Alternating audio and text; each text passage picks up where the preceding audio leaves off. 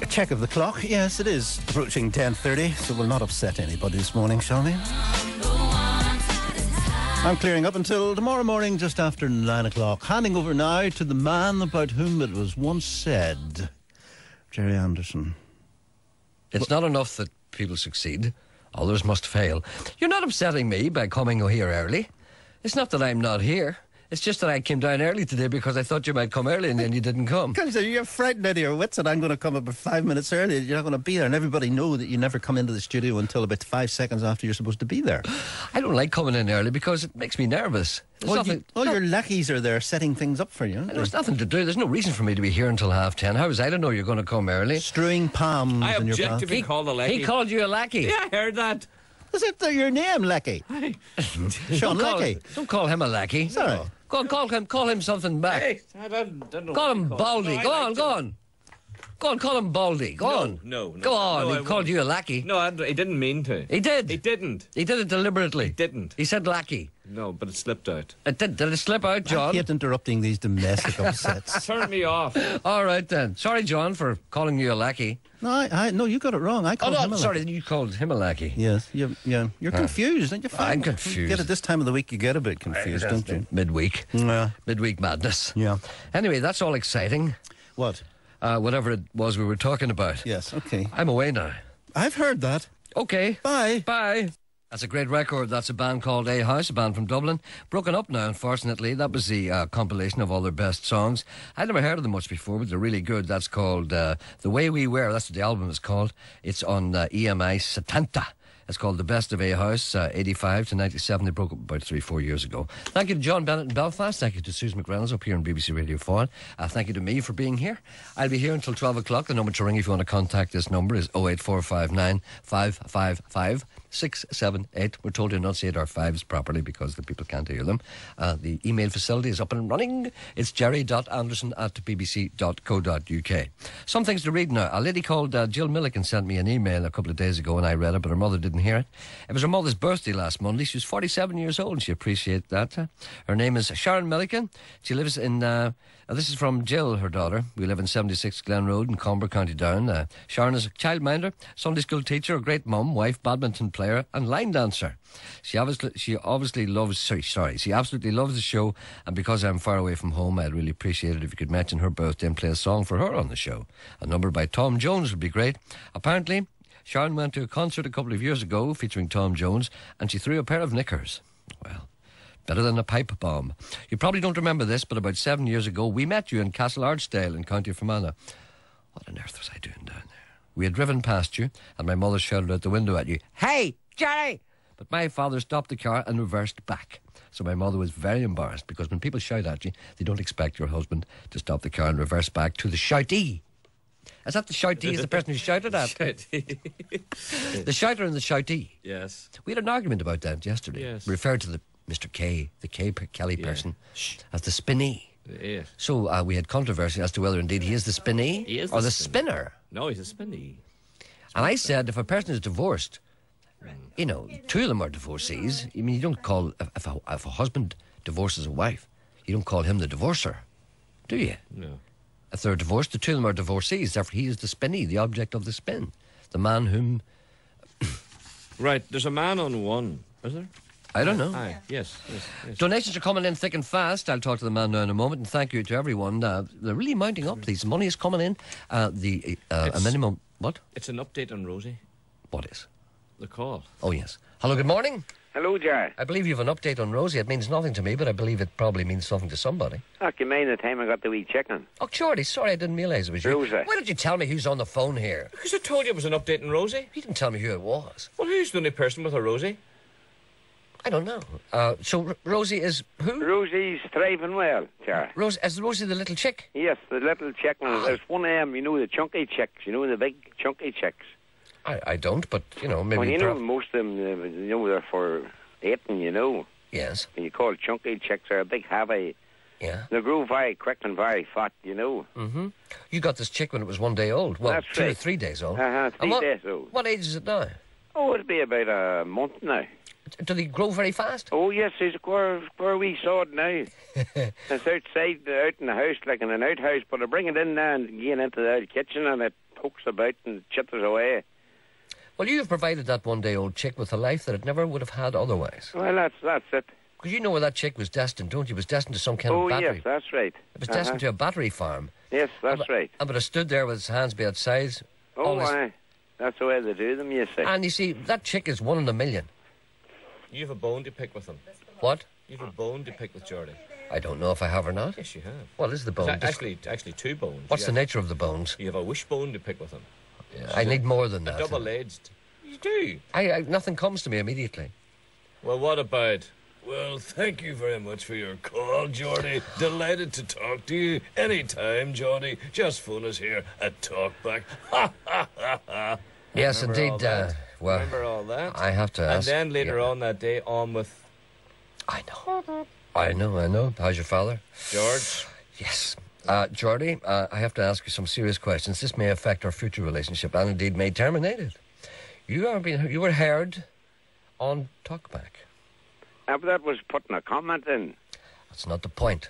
The point is that we don't go on. If you want to put a comment in, it was by about the 8 men coming in and robbing 2 old women and giving them an awful doing. Really? Where did that happen? I was in Belfast somewhere. And what was your comment on that? Well, I mean, a lot of years ago, there was a couple on it here that tried to rob me, do you mean, I was saying to you. They didn't get far with you? No, well, and the police come out and I said that the police done a good job. But I wasn't talking to them straight like. That was only a comment. Oh, you just made a comment. You weren't actually in conversation no. with them. No. That's all right, then, as long as you don't go that far. No. And then the other one was that wee Scottish lady, Aileen Grant, was on interviewing her. Hugo was interviewing her. You know Aileen Grant, the Scottish singer? Isla Grant. Yes. And she was on with Hugo. Yes. But I wasn't talking to them, but I put a comment that you mind about the times they met me and we on in Bond Bridge. Really? Did you meet her? Oh, yes, we met her and all. Has a photograph and all of her. The three of us. Did she remember you? She did, yes. She said that you remembered it well. And we got a photograph took, so that was, I wasn't really talking to any of them. Well, that's all right, then. I've been misinformed, and I thought you were on talking to them. No. And you know how I feel about that. No. But then, do you know what ruled after, Gerry? Had a phone call from Sean Wallace. He's the big promoter, brings all these artists over. Yes, I know Sean, yes. And Aileen Grant's playing in the Donald Hotel sometime next month. It's not... I hate to interrupt you like this, but it's not Aileen. It's yes, Aileen. Isla. Yes. Isla. And she's playing in the Donald Hotel in Newcastle. Isla Grant. Yes, Isla Grant. Yes. And Sean Wallace has 2 company market tickets for me and Francie Doyle to go up. What kind of tickets? He's given us 2 free tickets. What kind did you... What Complimentary tickets. Yeah, okay. And you're going to that, are you? Yes, isn't that a good one? That'll be a great night, actually. Because he wants me to have a chat with her. You mean on stage? Well, when she's up there playing, maybe after the show's over, Well, has she requested to see you again, or does he want you to just talk to her? He wants me up to chat to her, yes. On stage, I think, perhaps he means. No, I wouldn't think it's on stage. Why would he invite you along to talk to her after the show? Well, because I met her before. I suppose that's as good a reason as any. And then Leon was there, you see, and Leon's passed away, I know. Maybe. I know. Yeah, and she remembered the 2 of you. Oh, she did well. The reason I bring this up is because it's part of a disturbing pattern. It is brought to my attention that James Morton was on Talkback as well the other day. And I would hate to think that I never heard that now. I hate to think that I'm training people here to go on and complain about No, I thought it was just, well, it's nice to say, like, well, the police was doing their job when they loaned it to me, like. That's all right. That was so, remind us again what happened when the 2 men tried to burgle your house. What happened? Oh, well, I know there was something fishy going on, so I slipped down on a... Were you in bed? Phone 999. Yeah, were you in bed at the time? No, I was up. And what did you hear? Well, they came in and then they asked to use the bathroom, and then I noticed a thing missing off the wall. I have now policeman's button hanging on the fireplace. Yes. And when I come back in, it was missing, and one of the boys had it in his hand, holding it. Oh, that would warn you right away. Oh, yes. Yeah. So what happened then? And then, well, I had phoned the police, you see. Slipped down to the old sitting room, phoned the police. And they must have been somewhere near, like in the car, for the next thing the door burst open and the police landed in and got the boys and handcuffed them. Really? Uh-huh. So you didn't have to tackle them at all? No, and I had my pension books down their sack when they were searched. So there you are. But you would have been a man who would have tackled them. Oh, I wouldn't, indeed. But it didn't come to that before Well, the I'd police give came. it a go. But see, this is not what people recommend. The police recommend that you don't tackle intruders like that because they could well have a knife or a gun. So it's not a good idea. Too. But you couldn't tell a man like you that. You'd have been into them like a badger. And then the first Wednesday next month, November, there's a lady called up, and she has something to do with a hospital. I'm not sure which hospital, the city or something. Yes. But they have a speaker once a month, Yes. and she wants me down to talk about country life, the way it used to be. This is a whole career opening up for you. I told you this would So happen. there you are. That's a good one, isn't it? So you now become you're going on the lecture circuit. Yes. You see, you could retire now. But sure, it's all down to you now, Jerry. Sure, if it hadn't been for you, like. But see, this is the way I can see your career panning out, if you don't mind me saying. So during the summer, you could appear at agricultural fairs. Oh, well, yes, I do, surely. During the winter, on the lecture circuit. So I do a bit of that myself. Just There go you talk are, a load now. of old crap and they give What me money. about this Rickety wheel? Is Francie died and me going to get a spin each? Well, let me just put it this way. We've talked about this, and the K person, the spinney, is not keen on having anyone else there. For one spin each wouldn't I'm afraid he's quite adamant about it. wouldn't kill him, would it? No, he's noticed in the past, when he spun the wheel before, there were a lot of extraneous people knocking around, and they threw him. And he Oh. likes to flex his muscles. He's a big lad. He doesn't. Oh, want- we may pop in anyhow. You wouldn't know. we Mr. could Coyle, pop I in. think that Mr. K specified particularly that he doesn't want anyone. We don't know who's spinning the wheel. Stop that.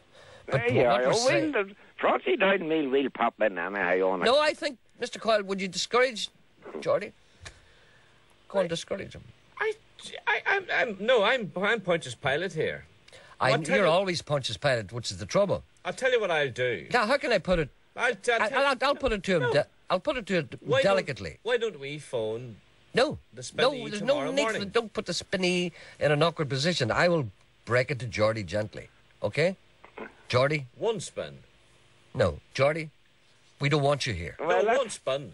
No. Let the people decide. Yes, People, that's right. no. Let the people decide. Oh, yes. Yes, it's the people's BBC. That's it's their right. BBC. The big drunk man doesn't want anyone here. No. And it's £20 your piece. Yeah. A piece you're getting out. Me and Francie died. Like, Ah, well, there that's you are. £40 for Are you- children need. Are you going to turn your back on 40 quid? You'll come out of this very badly. I know, I can sense that. You can sense it. Let the spinney come out of it badly. Let nature take its course. Ah, Nature red in tooth and claw. let the people decide. No need for that. We know what the people are going to Yes. say. We can anticipate the People mood of the want public. Geordie. He's the man's entitled to a spin. Oh, will you squared with the spinney? Yes. All right then. Okay, Geordie, you're on. That's dead That's on. far And better. before I go, Jerry, just hello till Sean Duffy from Portrush. He's coming up for a bit of chat sometime. All right then. Okay, All right Geordie. then, Jerry. And my love to Rosie. Yes. And long may she fatten and expand. Yes, okay now. Okay, right. Thank Bye you. now. Bye. Bye. There's a Bye. man wants you. I think you made a mistake there. Why? A number of reasons. You know what I'm talking about. How are we going to get rid of him? That's no problem. You see, it's all right for So you. you just disappear. You run away. You're an expert in that. You're an expert in leaving Geordie. So It's not that we want rid of him, but so you know, you'll have no problems. there'll be a lot of drink that day. No, there won't. Because There always has been before. Because would I tell you something? The Spinney has another appointment at 12:15. Has he? Yes, that's what the Spinney told me. Yes, Spinney's out of here. Spinney has ordered a bacon bap and a cup of tea for 12, and then he's eaten that into a car and away.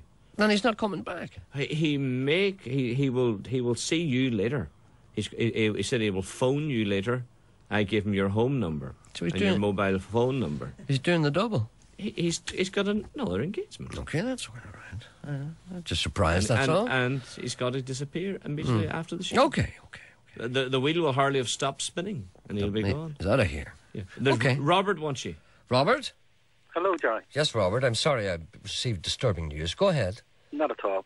I was just wondering, I had a wee bit of light-hearted banter with you in Duke's Pub in Dublin on Saturday, do you recall? Oh, yes. Yes, how are you? I'm fine. Oh, good, yes. the crux of the conversation, if you remember, revolved eventually around the origins of your suit. And you quite kindly produced the McBride's label to prove the point that it was McBride's from Belfast. Yeah, but I don't want to be accused of wearing foreign clothes. Not at all, but our query after you had left, we were wondering, was it the suit, or did you just have a secret supply of these labels and you were sewing them into everything you had? That's a terribly cruel thing to say. And may I say that there was a number of you there. Was it 4 of you? There were 4 of us, yes. And you weren't terribly sober. Well, that allegation has been made in the past, but I found this surprising considering it was only 2 o'clock in the day. Well, we'd been on a wee bus trip, you see, from about 7:30 that morning, and there was a few lubrications taken on the bus on the way down, so you caught us probably not at our sparkling, let's just say. Oh, you were sparkling away, but you're away ahead of me. But the thing you have to ask yourself is this. Whenever you go to Dublin, you're an ambassador for Belfast. Indeed. And do you think that you're doing us any good by getting into a state like that at 2 o'clock on a Saturday afternoon? Very much so. I mean, it just encourages the Dublin people to put on the fantastic fare that takes us there in the first place. It's all right down there, isn't it? If there wasn't semi-alcoholics like ourselves to go down and partake and all that shit, it wouldn't be quietness. That would be no good to anybody. I know. That's good down there, isn't it, the weekend? Fantastic. It's all fantastic. Right, We had an absolutely terrific day. We did indeed. People should go down there more often. Gerry, you're evading the question. I mean, what's the question?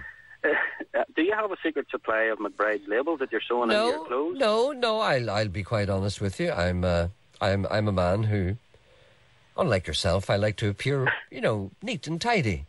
Right. Especially when I'm in another city, in another country. You have to be honest. It is another country. And after all, we are ambassadors when we go down to that great city down below, beyond. Right. And when you look at us, they say there are people from the north. And I like to, look as if I'm fairly prosperous and indeed sophisticated and in some degree civilised. Well, I have to say, you fulfilled all those requirements on Saturday night. You were looking very well. I know you were struggling with a cigarette machine, but I mean, apart from that, I mean, everything else seemed to be in place. The paper tucked underneath the arm and the glasses on the end of the nose was just absolutely super. Well, thank you for that. I'm glad you all get home. I'm glad you all get home. I didn't think you would. You see, that's what we always bring people back to. Although we do like a small refreshment, we always manage to get home. So, all right. Would you want to say hello to your companions? Yes, I had Sandy with me, yes. and I had Raymond with me, and I had Ronnie. That was my 3 companions. And all right, myself. I'll see. Where was that? Duke's. It was. Duke's pub in Duke Street in Dublin. Yeah, not a bad pub. It was lovely. Lovely. And they even supplied us with their tea about 7 o'clock as well. But then they seemed to usher us towards the door, and I think we got the hint. Well, after all, you had been there in excess of 5 hours. That's quite a long time. Well, it was a bit of a long time, yeah. But it was a Guinness. It's hard to leave. Well, long may you live to make more trips down below. Thank you. Okay. Thank you. Nice to talk to you. Thanks, now. Bye-bye. Bye. I met those people. 077. Nobody cares. These donations are coming in thick and fast, and I've read every letter, and thank you very much. Some of you have made some nice comments, and other of you haven't. But most of you have, and thank you for... And a lot of people have sent me cheques well in excess of £10. £10 is the minimum, because you don't want to be fiddling about 2 and 3 quid. But all of you have sent at least 10 quid, and thank you for that. Susan Jones says, please find enclosed donation for children in need. I'm just picking out a couple of these. Perhaps you will play my request someday, she says. I rang in or email every school holiday in the hope that you'll play Jim Croce singing Time in a Bottle for me. I know it normally isn't your practice to play requests, but when I hear you renege every so often and plays for someone else, I think, why couldn't it be me? Maybe this letter will reach you on one of your born-again radio presenter days, or one of those days you've taken your George Jones pill, or maybe the small... George is born again. Could you... What? George is born again. He's got a programme on Sunday nights, sings religious music. Do you know why that is? You see, there's only 3 ways you can make money out of music in Northern Ireland. I was trying for that. I failed. There's only 3. George Scruffson won. There's only 3 ways you can make music out of money in Northern Ireland. Make music out of money? Sorry, I'll start that again. There's only 3 ways you can make money out of music in Northern Ireland. That's show bands, right? Mm-hmm. Country music and religious music. George already milked the show band stuff. Hugo's doing the country, so there's only one left. So George got religious. Fair play to him. Why didn't God touch me? I'd made a fortune. Who's on here? George the Scruff. Hello, Scruff? Gerry. Yes? Found somewhere where I don't have to dress up for. Where's that? I was going to tell you about the Opera House and the Kerr races. The Odyssey Arena. You don't have to dress up there? Wrestling.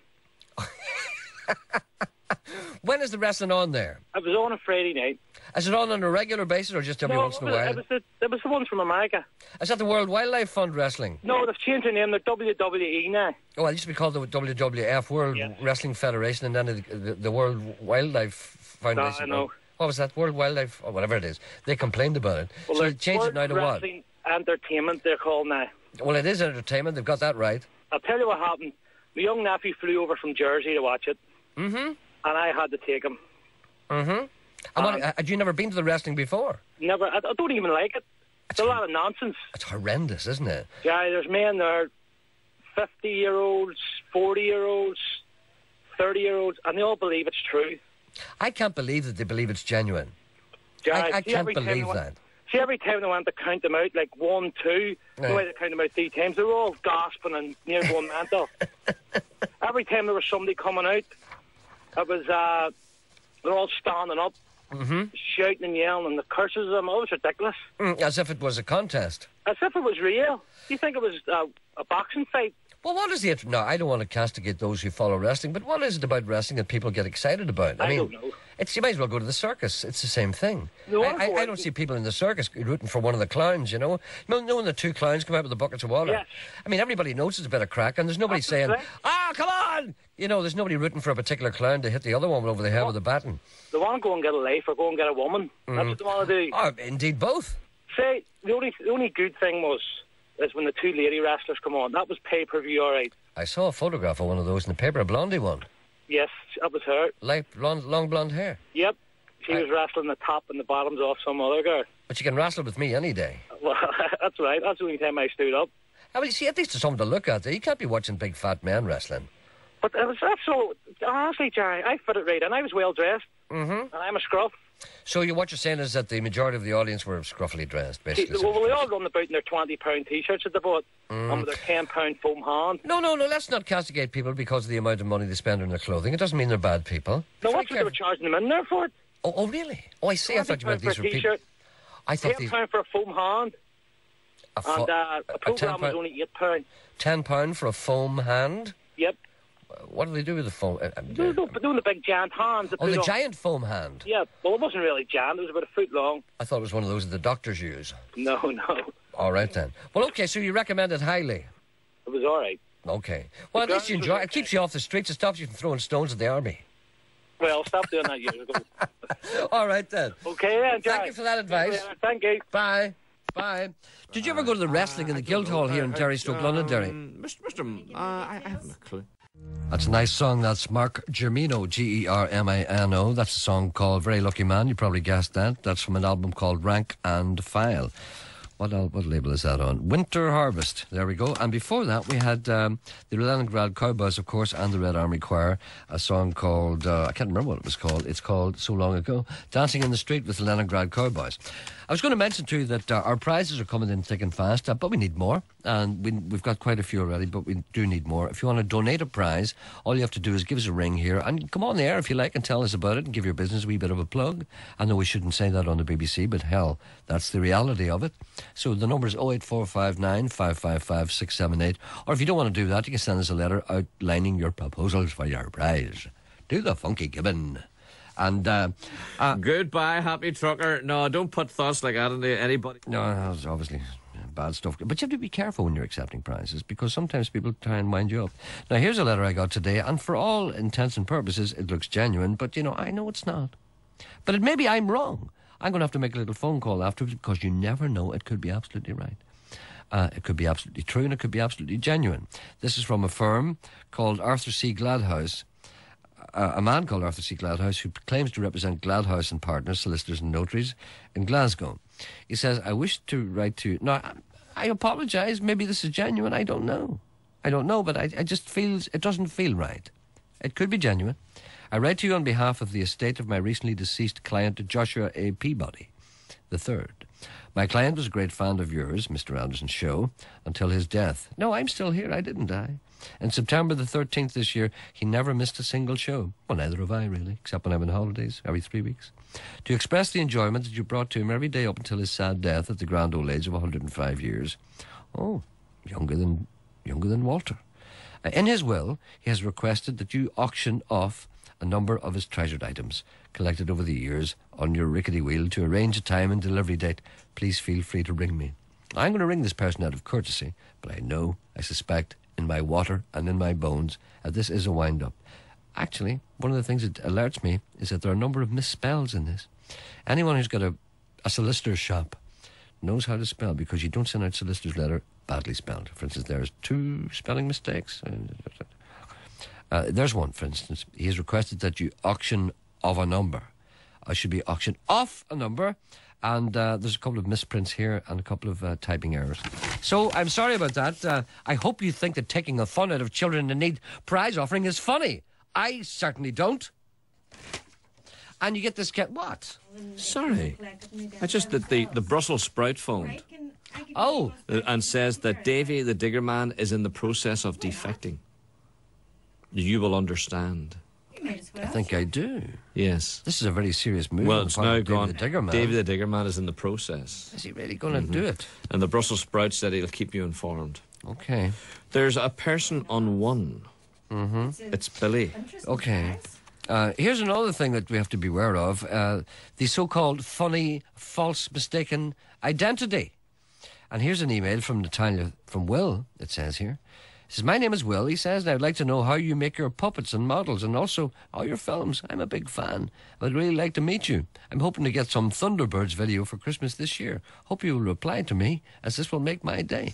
This could be a genuine child here, or could be an idiot. I suspect an idiot. No, even worse, perhaps a moron. A man phoned. Yes? To say that he was in Scotland recently. I think it was Mr. Jim Carson. I think it was. I'm not quite Jim sure. Carson, yeah. I'm not sure who it was. Right. But he said that when they were in Scotland, they got these tickets for a show.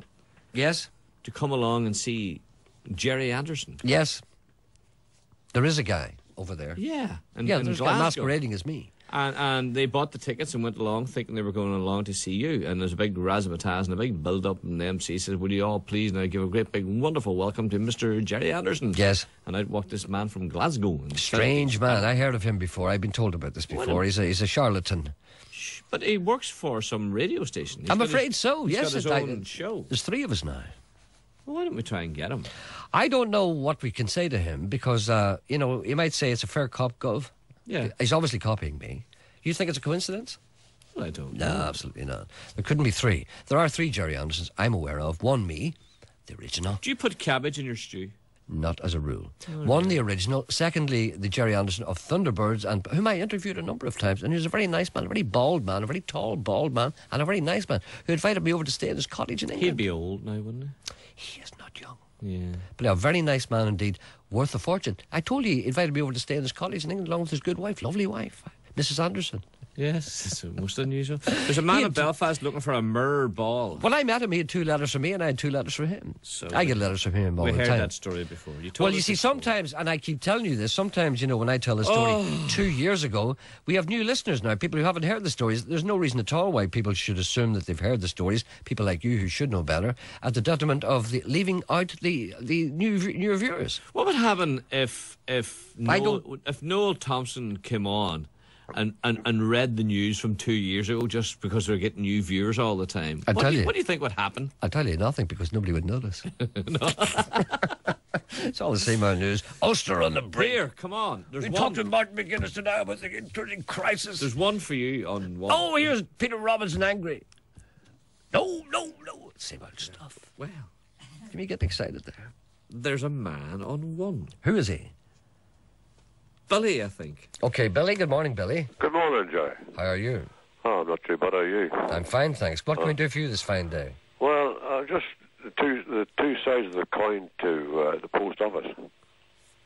Two sides of the coin in the post office? Yeah, to the post office. You're speaking in riddles. Excuse me. You're speaking in riddles, man. No. You see, I've heard you complain on the radio about the post office doesn't do this and the post office doesn't do that. I have never said the post office doesn't do this, the post office doesn't do that. People complain. Right? I'm only a conduit. Get this right, kid. Right. I'm not the person with the opinions. I like the kid bit. Well, now, I had a letter posted to me from Brighton in England. Yeah.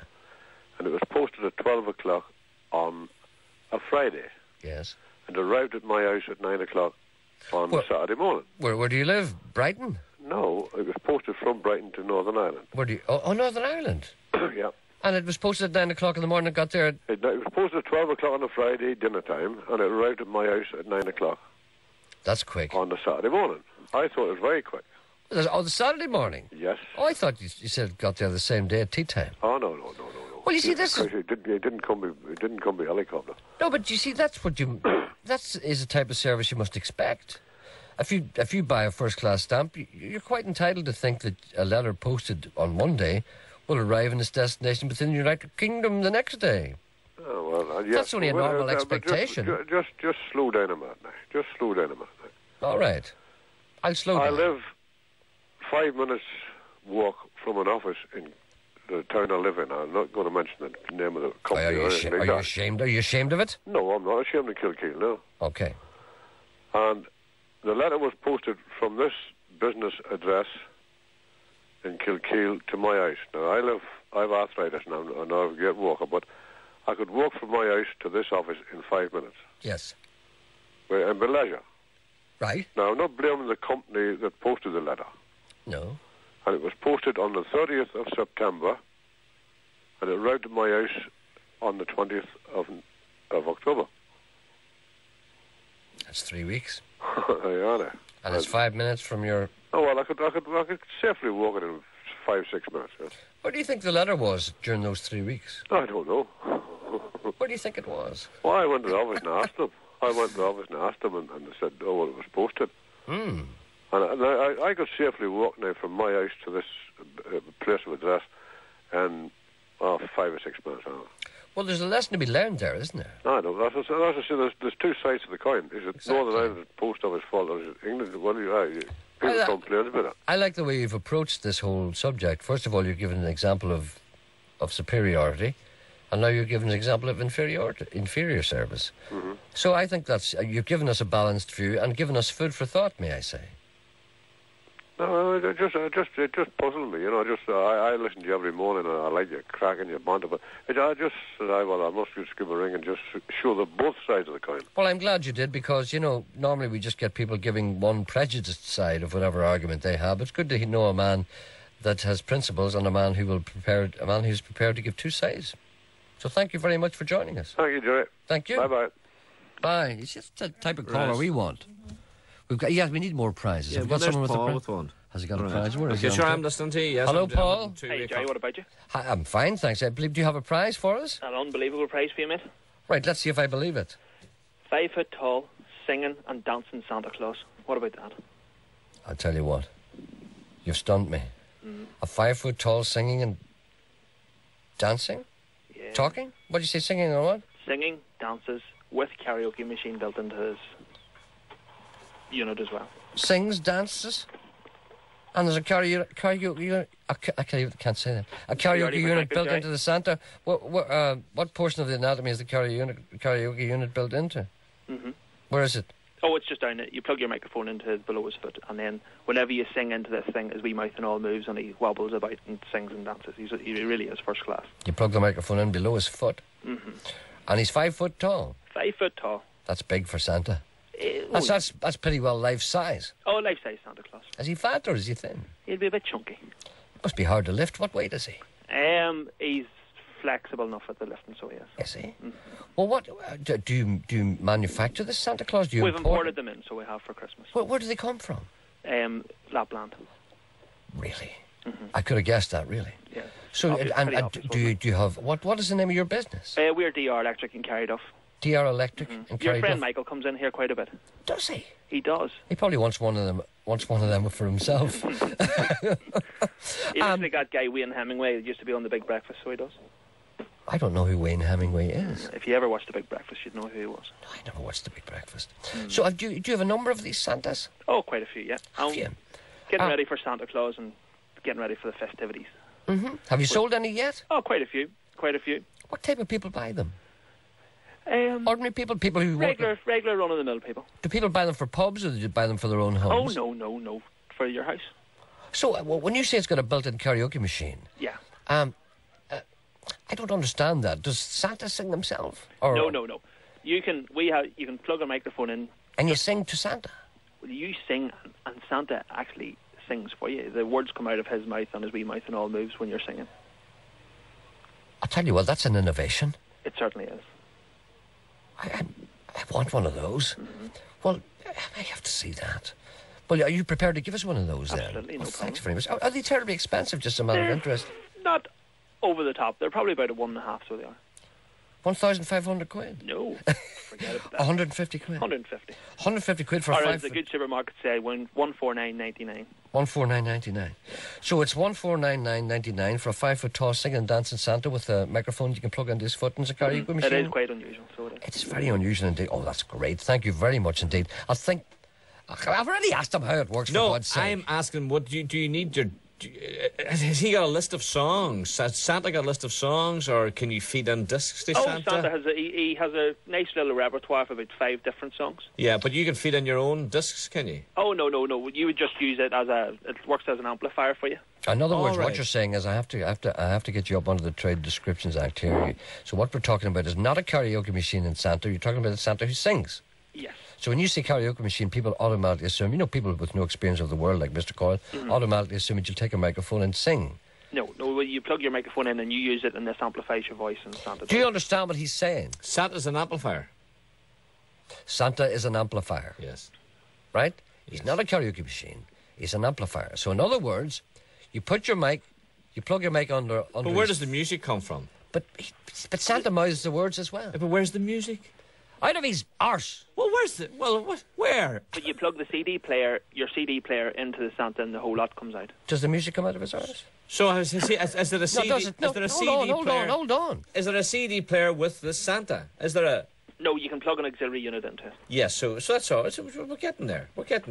What is the music? Does the Gerry, music? he's hard work, that man, isn't he? I'm asking good questions. No, these are bad questions. They're good questions. Where does it's little songs. He can sing. It's the most wonderful time of the year.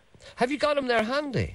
I don't know. He wouldn't be far away. If you can give me 2 seconds, I can certainly Go get ahead. him down. You set him up and we'll talk amongst ourselves. Do you know that song? Yeah, quick, get him down here. What song? It's the most wonderful time of the year. It's the most wonderful time of the year. La da dee Winter da Wonderland. dee dee. You go and set him up. What's the other song? Winter Wonderland. Sleigh bells ring, and are you listening? No, come on. Sleigh bells ring, da da dee dee. That's Winter Wonderland. Da da dee, da da dee dee, da da da da dee dee dee dee dee dee. Walking in a winter wonderland. Do you want a little echo? So what's others? What? Can't you? What? Can't you wait? Let Santa sing. Do not preempt Santa. The man's bringing him over. Couldn't be all that heavy. No, he's not terribly heavy. He's not terribly heavy. Right. All right. And is he up to your halfway up your ear, up your oxter? He's tall. I mean, 5 foot's quite tall. Yeah. 5 foot's a foot taller than 4 foot, you know. And is indeed. What other songs does he sing? It's life size. I mean, Jingle Bells. Oh, Jingle Bells is nice. We know that. You're mumbling again. Jingle Bells is nice. We know that. I said. It's all right. I just didn't hear you. You were mumbling. Merry Christmas.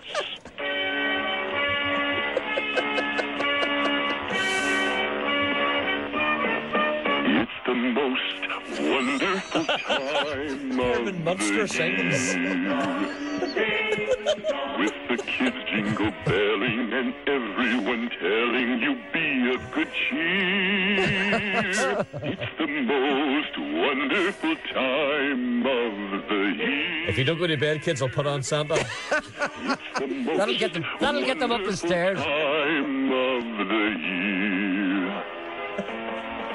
There'll be much mistletoeing and hearts will be glowing when loved ones are near. It's the most wonderful time. Yes, the most wonderful time. Oh, the most wonderful time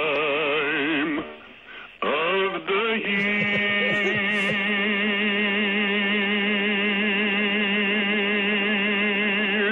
Oh, it's a great Santa. What about that? What about Wonderland? Go on. That is great. Can we have another one?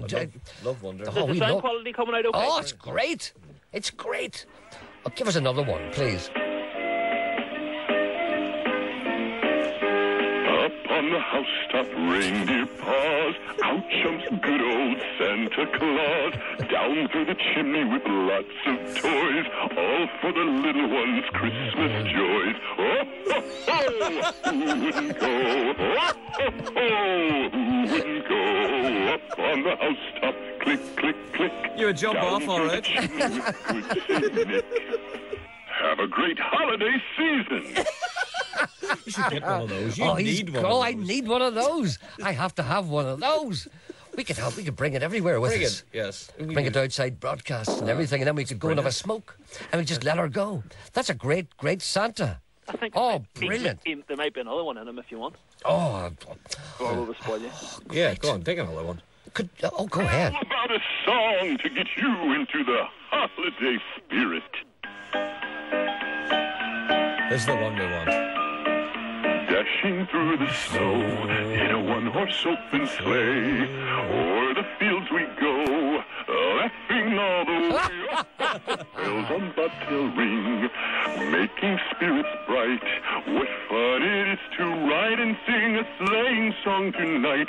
Oh, jingle bells, jingle bells, jingle all the way. Oh, what fun it is to ride in a one-horse open sleigh. Hey, jingle bells, jingle all the way. Oh, what fun it is to ride in a one-horse open sleigh. Oh, that's great. I'm so in love with that Santa. Well, thank you very much indeed. That's a great prize. I'll tell you what we'll do. What we'll do is, what did you say? What's your place? DR Electric and carried off at the shop. DR Electrics and carried off. Okay, so you hang on to Santa. We wouldn't ask you to try and get it up here or anything. That wouldn't be a problem. Oh, there's no need for that. No, there's no need for that. No, what we'll do is you can keep your Santa, right? And when whoever wins it can come and collect it. Wonderful. Eh? That's all right. No, I wouldn't ask. No, you're good enough to give it to us. He's actually a wee bit like that guy Stephen Nolan here, just looking at him. Well, I would think so. You know, I just must have talked to Stephen about it. Stephen might get jealous. Right. So there we are. And will you send us a wee piece of paper just to say that, you know, so to give the owner whenever they come along? So whoever the winner is will bring your piece of paper along, and then you know it's the right person, because you know we're surrounded by crooks and brigands. There's a guy here who wants to say thanks very much for finding his dog 6 weeks ago. Really? And he was getting married, and his little fiance was very upset. Is he in there with you? He's not far away. Well, what's his name? It's Gareth. Here he is now. Put him on, of course. Hello, Gerry. Hello, what about that Santa? Are you looking at it now? It's some job, boy. Oh, I want that Santa. Partial all together. Oh, it's Hey, great. thanks very much for finding the dog. What dog was that? It was the wee black lab. I was getting married in a couple of weeks. Oh, I do remember you, and you got it back okay. Got it back. Honeymoon went well, you know. Oh, that's excellent. Did you bring the wife as well? Oh, I did. I left the dog at home. All right, then that's great. Listen, thank that man again for the Santa. Nope. Tell me we really appreciate it. No problem, Jay. Okay. Top man, bye. Thank you very Cheers. much. Bye. David Bowie, he's the man. He's great. There's a new CD out featuring 6 songs, great songs. One is Space Odyssey, Life on Mars, which is what that was. The Gene Genie, Heroes, Under Pressure, and Let's Dance. That's out at the moment on EMI. It's called The Best of Boys, 6-track sampler. So get that. I saw David Bowie the other night. He was on with Jules Holland on that later show. Jules Holland. And he was talking to Jules Holland, and he just knew that he couldn't be bothered with him, which I thought was just exactly the right reaction. Hello, good morning. You broke a cardinal rule there. What was that? You played Christmas songs in October. What Christmas song did I play? The Santa Claus, man. It wasn't me playing it, that was Santa Oh, singing. but you let it on the air.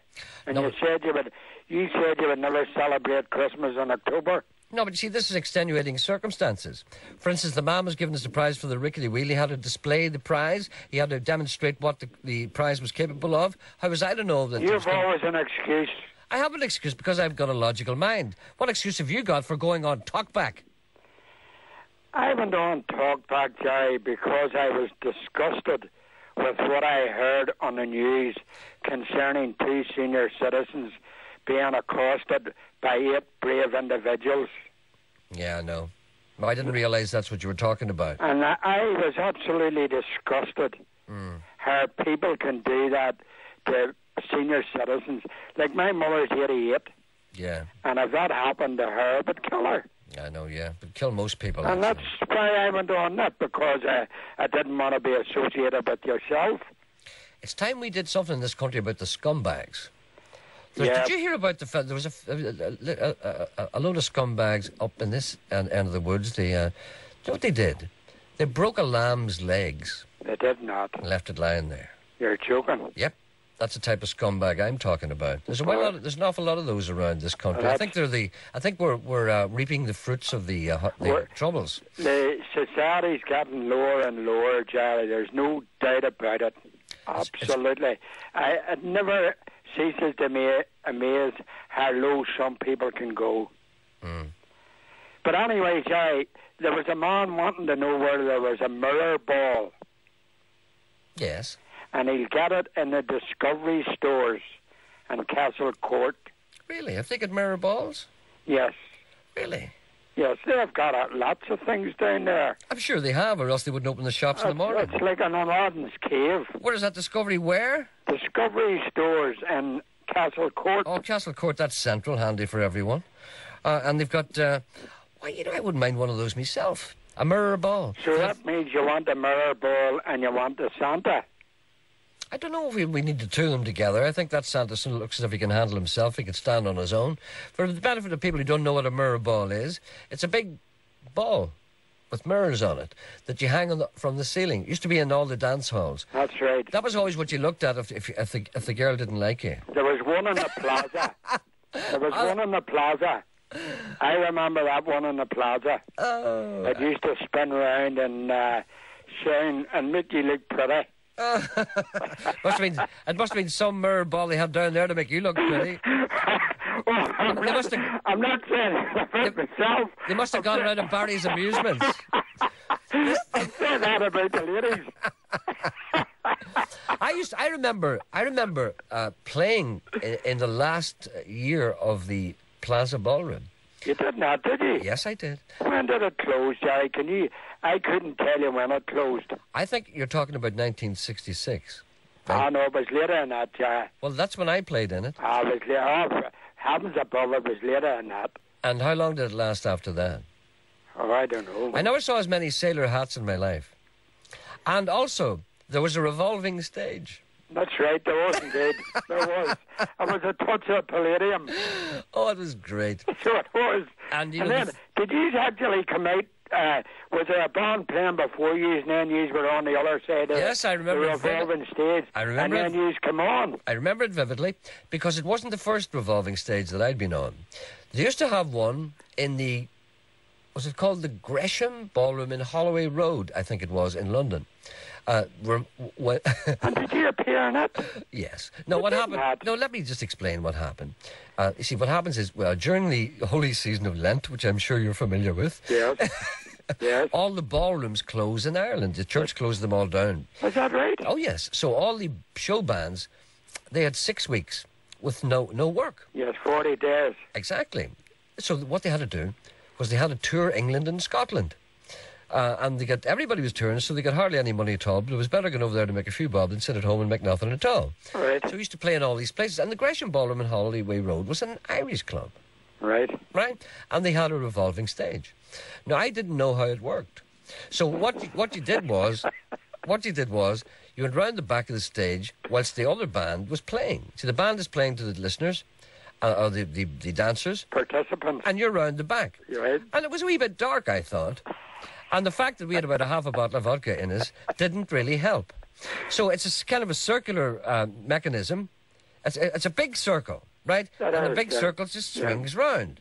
So in other words, there's a band and it's equipment and drums on one side, and then there's a kind of a wall, and on the other side, the other band sets up facing away from it. Right. So I didn't really, I was kind of drunk, to be honest with you. Because, we were like that at the time. Oh, I'm sure you were. And I had this amplifier, so I set it up, you see, where I normally set it up. And I switched it on, and everything was okay. And we're standing there, and the fella's saying, after this number, we'll swing you round. And I'm standing there wobbling, you see. And and the guitar is plugged into the amplifier. I'm standing with the guitar over my shoulder, and the amplifier is plugged into the guitar, so I'm connected to the amplifier, right? Yes. So then the thing starts to swing round, and we start to play. Right. Because you start playing while the two bands play at the one time with the swing round. So, one of the bands is playing doodle doodle doodle doodle doodle doodle doodle, and then you're coming out going let's dance, and then they all mix together. You see. So I'm happy enough for this, and I'm wailing away at the guitar and roaring out of me. Then suddenly, I noticed that the amplifier isn't moving. It wasn't within the circle.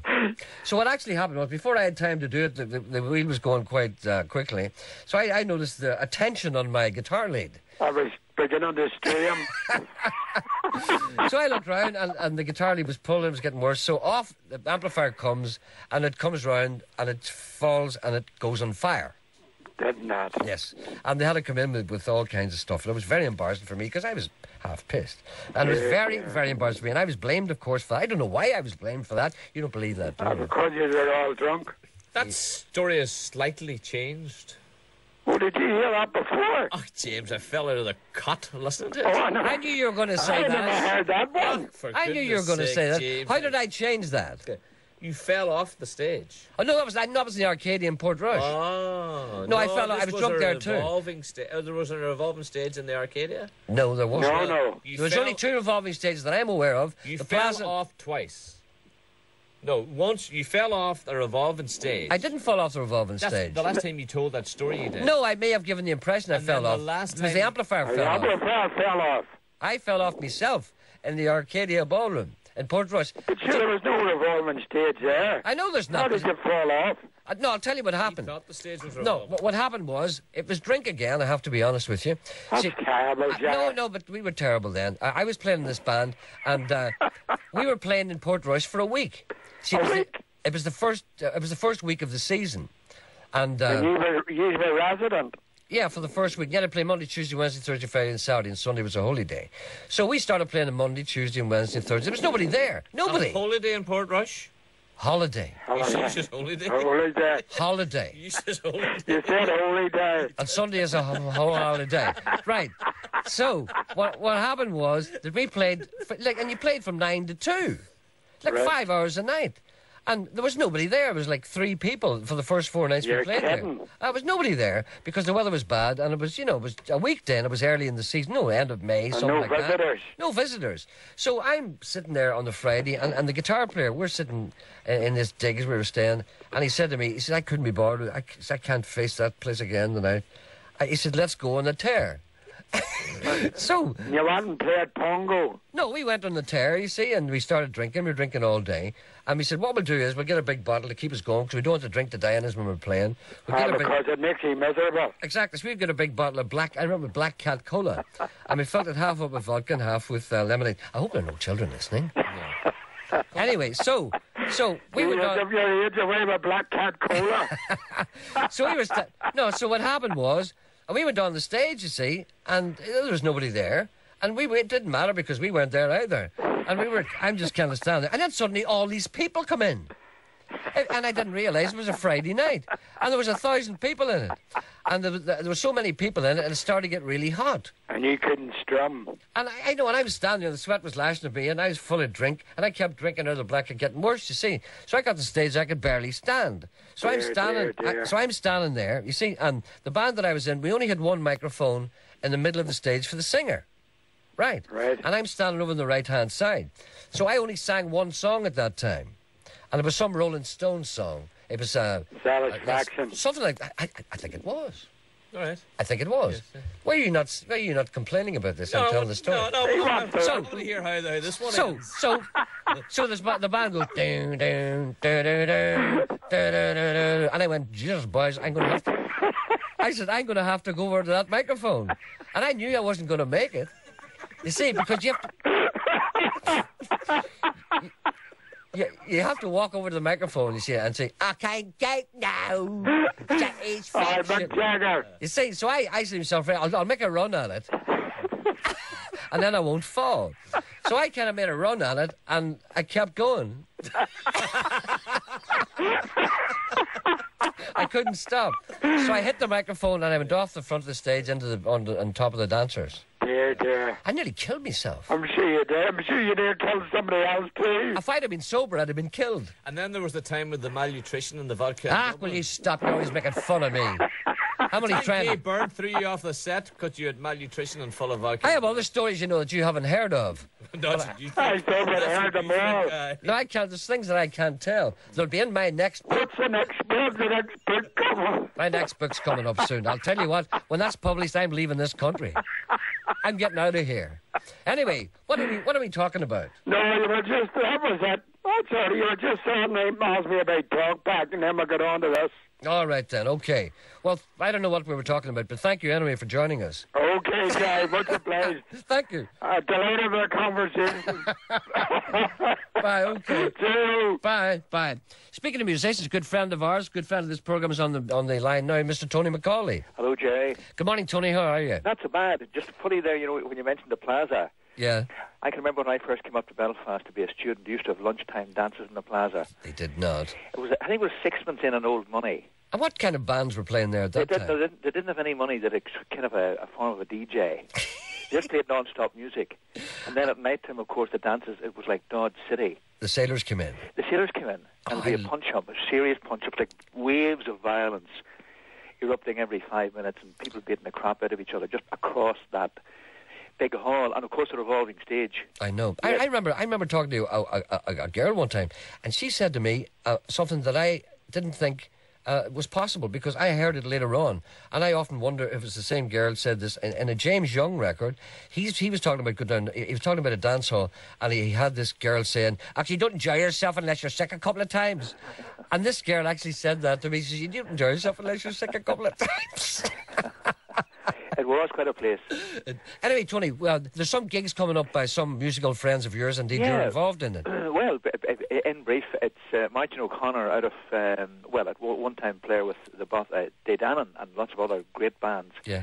Cahill Hayden from Four Men and a Dog. He is brilliant. He's brilliant. He must be the best. I think he must be one of the best fiddle players in the world. I think he can play anything. He's got that lovely sense. I remember Cahill, by the way, when he was 13 years old, and he played a banjo, and he was very tall and skinny and shy. He plays the banjo as well. He plays the banjo as well. That's not fair. He was an All-Ireland champion when he was about 15. Banjo player? Banjo player. And then he plays the fiddle as well as that, and he can play the banjo as well. Plays the fiddle like a dream, as you know. I blame God for not making us all equal. Well, the third guy in the lineup is Michael O'Donnell, out of Botty Band. He used to play with a band called Scarra Bray. Yeah. One of the first people ever to introduce that kind of Beatles-style harmony into Irish songs in Irish. Yes. And then I'm doing the kind of the warm-up, and I suppose I'm doing what they might call the MC. We did it last year in the Lyric Theatre, and it was absolutely terrific. It was very, very successful night. So we're touring, and we're playing up your way. We're playing in the Guildhall. Yes. Not the Guildhall, what am I saying? No, it's McGee, isn't it? Magee College. Yes, that's okay. We're playing in Magee tomorrow night, and then we're playing the Ardone in Enniskillen on Friday. Yeah. And we're playing good old Long Hungry Cookstown on Saturday night. And the stones are tied and the dogs let loose. In the Burnhaven Theatre. The Burnhaven Theatre on Saturday? On Saturday. Ardone on Friday night. Yeah. And here in McGee College, other people would know it as the New University of Ulster, but it's the McGee College tomorrow night. Yeah. Well, those are three absolute virtuosos. Oh, they're wonderful. And you know, Michael O'Donnell's ability to sing, I think he's one of the best singers I've ever heard. And of course he sings fluently in Irish and in English, but he picked up great experience when he went out to live in America. And he's now back home again. Mm-hmm. And as you were saying, Martin O'Connor, well, I mean, that man has travelled the world, as indeed has Cahill. Yeah, so anyone who's interested at all in quality Irish traditional music, should go along. I think it'll be a great night. And not least yourself. Well, a man who knows the score. And you will be comparing the event. Will you be singing at all yourself? Oh God, yeah, I'll be in a few tunes. Okay, that's something. So that's four virtuosos. Thank you. All right, Tony, that's so tomorrow night McGee College, Friday night in Ardone and Enniskillen, Saturday night in where? Cookstown. Burnhaven. The Burnhaven. Burnhaven's great, isn't it? What a great theatre. Oh, lovely theatre. Great sound. All right then, Tony. Thanks, Gerry. Good to talk to you, and best of luck over the weekend, and good luck to Cahill and the boys. By the way, I loved your book. Oh, thank you very much. You read it? Yeah, I did. Oh, so a lot of people say it without reading it. Well, I read it. I know. Thank you very much, Tony. There's no need to be nice to me. Okay, Jerry. Thank you. See you soon, I hope. Bye. All the best. Bye. That's Tony McCauley. Don't forget, that's three magnificent, and I mean magnificent musicians. Go along and see them over the next 3 nights. As I said again, I keep repeating this, but I can't repeat it too often because this is something special. This is something really special. That's tonight in McGee, tomorrow in Ardone Theatre, and Saturday in Burnhaven in Cookstown.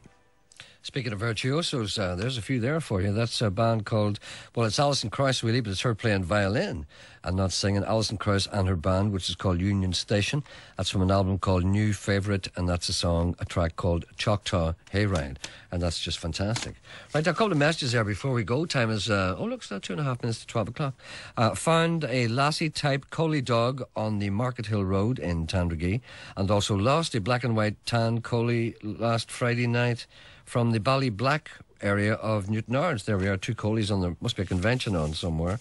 And here's Oliver Moore. Thank you, Oliver. Sends me an email and he offers us as a prize in our rickety wheel 4 tickets for the performance of the Rare Oil Times at the Millennium Forum Theatre here in Derry, Stoke Londonderry on the 21st of November. There's an opportunity for those of you who haven't been to that beautiful theatre and go and see Rare Oil Times. Is that about Brendan Behan? Is it? Do you know Oliver? You know Oliver Moore, the boring man? Yes. Is it Rare Oil Times? The Rare Oil Times. Is it about the Dubliners? What's it about? I don't know. There's a CD out called The Rare Oil Times. The Rare Oil Times. Would it be a sing? Is it a musical? Is it? The old triangle goes shingle jangle along the banks of the Royal Canal. Did he not give you any details? He gave me no details of any kind. The show's called The Rare Oil Times. The Rare Oil Times. So we don't know. Get up the yard.